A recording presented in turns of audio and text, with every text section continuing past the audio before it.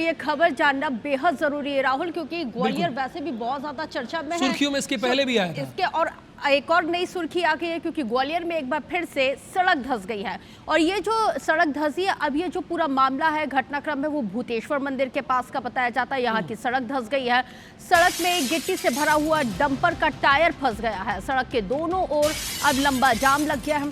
देखिए, इसकी शुरुआत होती है ग्वालियर के महल रोड से, जहां पर सबसे पहले महल रोड की सड़क धंसती है। उसके बाद उस खबर को मेरे सहयोगी नासिर गौरी ने प्रमुखता के साथ दिखाया था, और IBC 24 तब तक उस खबर पर बना रहा था जब तक खबर पर असर नहीं होता है, प्रमुखता के साथ उस पर संज्ञान नहीं लिया जाता। लेकिन देखिए, इससे पहले, क्योंकि बुलेटिन की शुरुआत से पहले हम और राहुल बात कर रहे थे, और राहुल कह रहे थे कि हमेशा देर कर देता हूं मैं कहीं भी आने में, कोई ज़रूरी बात करने में।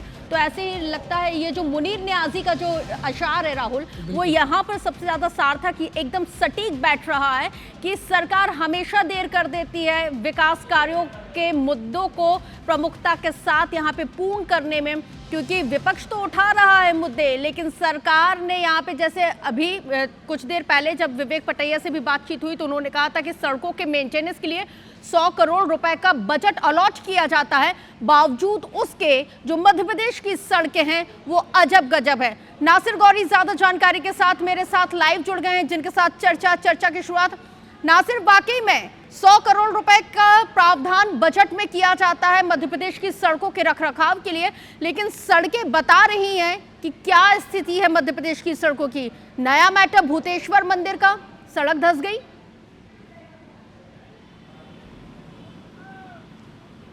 बिल्कुल जाहिर सी बात है, ये ग्वालियर शहर की एक अकेली मात्र सड़क नहीं है जो धसी हो। इससे पहले भी कई सड़कें और धसी हैं, लेकिन ये देर रात में ये सड़क धसकी है। और आप देखेंगे कि पूरा डंपर है वो पूरी तरह से बैठ गया है। अब हालांकि इस डंपर को निकालने की जो कोशिश है वो कवायद की जा रही है, और आप दिखाते हैं आपको कि किस तरह से इसके फंसने से जो यातायात है वो प्रभावित हो रहा है। क्योंकि ये पहली बार नहीं है, लोग बहुत ज़्यादा परेशान हो रहे हैं, क्योंकि ग्वालियर शहर की सड़कें जो है पूरी तरह से जर्जर हो चुकी हैं और लोग बेहद परेशान हैं। और उनका साफ यही कहना है कि ग्वालियर शहर की अगर एक सड़क की बात हो तो चल जाए, लेकिन हर सड़क है इस तरह से धस रही है, जो कहीं ना कहीं सड़क की क्वालिटी और जो उसके भ्रष्टाचार को उजागर भी करती है। क्या कहेंगे भैया, ग्वालियर शहर की सड़कें लगातार धसक रही हैं? और क्या, रोज काम हो रहा है, पानी इतना बढ़ रहा है, रोड इतनी खराब रखी, कैसे गड्ढे रखे देखो। तो क्या एक सड़क के हालात है कि और भी सड़क इस तरह से धसक रही है? आगे भी खराब है, ऐसे ही गड्ढे अड्डे है सारी रोडों पे। चलिए, तो और लोगों से जानते हैं कि किस तरह के, क्यों भैया एक सड़क के हालात हैं धसकने के? पूरे शहर ही बेकार है। क्या हो गया सड़कों को आज ग्वालियर की?